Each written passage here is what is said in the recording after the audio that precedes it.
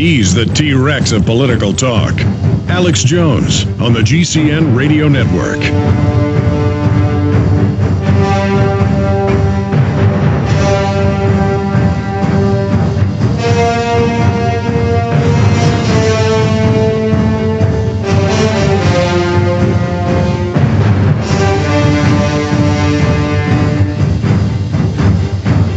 Ladies and gentlemen, until about 45 after or so, we have Dr. Paul Craig Roberts on the line with us today.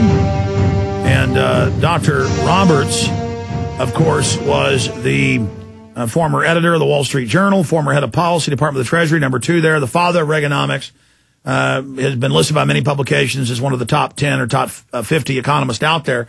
And you have all these fake neocons that he was a big critic of. He hoped Obama was going to do what he said he did, and I know lately he's been saying, my gosh, it looks like he could actually be worse if that was possible. Bush only tripled government. Obama's doubled it in 1 year, so that'd be a, I guess, tenfold increase instead of a tripling in 4 years to 8 years, depending on how you cut it or slice it. So he's with us to talk about that, some of his columns that are syndicated, why the Chinese laughed at us, and where all this is going. Dr. Paul Craig Roberts, good to have you here, my friend. Thank you, Alex. You bet. Break it down. I mean, there's a lot going on, but what state are we in right now with the White House grabbing industries, telling banks what to do, saying nobody can audit them, they're above the law, Obama going back on everything he said? I mean, this is getting crazy. Yes, looks like pursuit of power has gone to their heads. I certainly agree. And I think it's hurting Obama. A lot of his fans are disturbed about him, and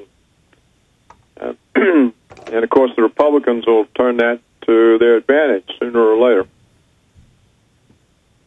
And then so we'll be thrown out of the fire back into the frying pan and back and forth. How does this end when both parties are owned by the same corrupt interest? And that whorehouse called Washington just eats, drinks, and marry, not even caring if the country collapses. They'll just move to Switzerland. Yeah, it's really kind of like the French government, isn't it, before the French Revolution? I mean, that's how out of touch both parties are. I think what may happen, Alex, of course, I don't know. Nobody can know. I think what may happen is that the general overreach of the United States government, the economic overreach, you know, the foreign policy, the military, they just overreach in so many places that they get so many problems that they suffer a huge defeat.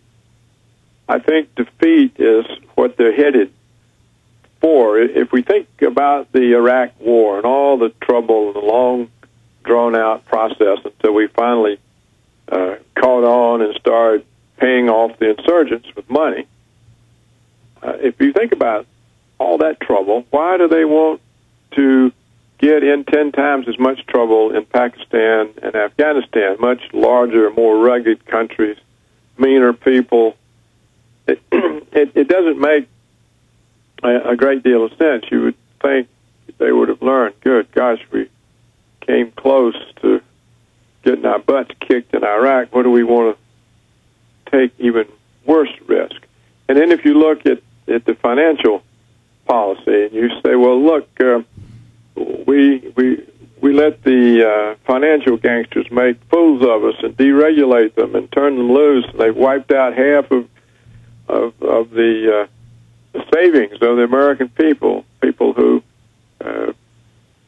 denied themselves consumption and put away money for their old age, and now the banksters have destroyed half of it, and we let them con us into deregulating them and giving them a free hand to rip people off. And now, how do we respond to that? Well, we give them trillions of dollars. But we won't do anything for the homeowners, and we let the car companies go bankrupt because we want to bust the unions. But we won't let a bank go bankrupt. And how do they think that plays with people? I mean, even the brainwashed American public sees through all that. And then the question is these deficits. You know, like this year, the deficit is 4 or 5 times bigger than last year. It just cannot be financed. So, and next year, the same thing again. It'll be another $2 trillion in red ink. When you have half of your budget in red ink, that's like when you're in a major war, like World War II or something, and you're in that situation. How do you finance it? The world hadn't got that money to finance it, and so that financing problem, I think, is going to threaten the dollar's role as a reserve currency, and of course that weakens the power of the United States, because the real power of the country is not based on some kind of inherent right that we have. It's based on the fact that we have the reserve currency and can pay our bills in our own currency. So if we lose that, we've lost the bulk of our power. And yet they're taking great risk with that important power by adding, $4 trillion in 2 years.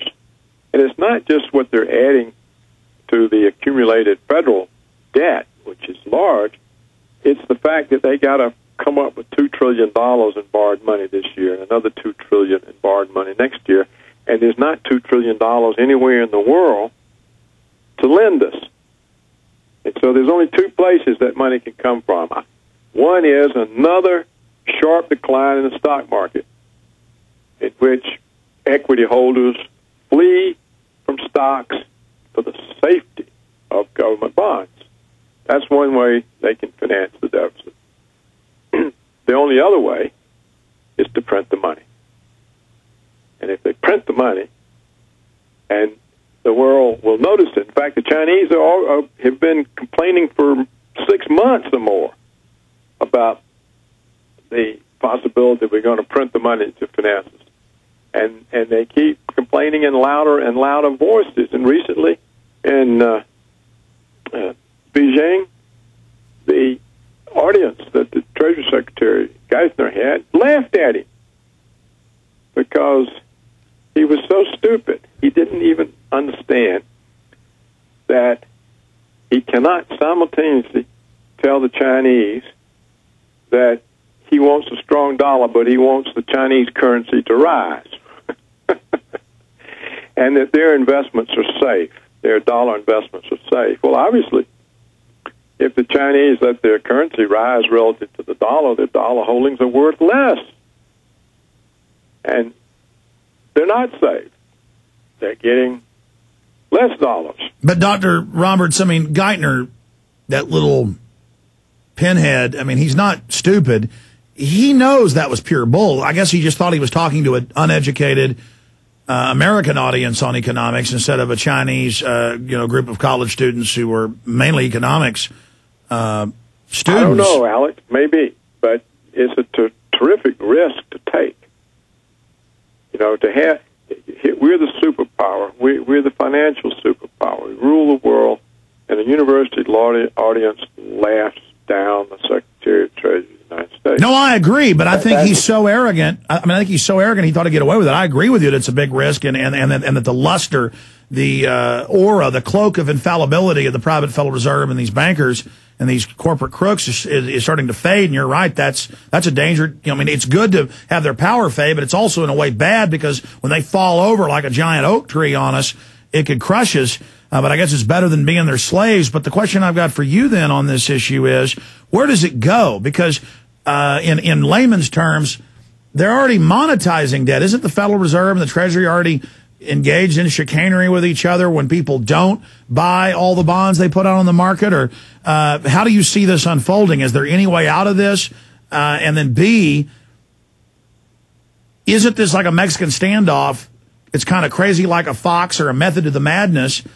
Bernanke and them know that China has its main investments with us, so if they start dumping the dollar, they're going to destroy their own market. But at a point, it won't matter because it'll start inflating currencies. And then, you're the economist. Explain it to me.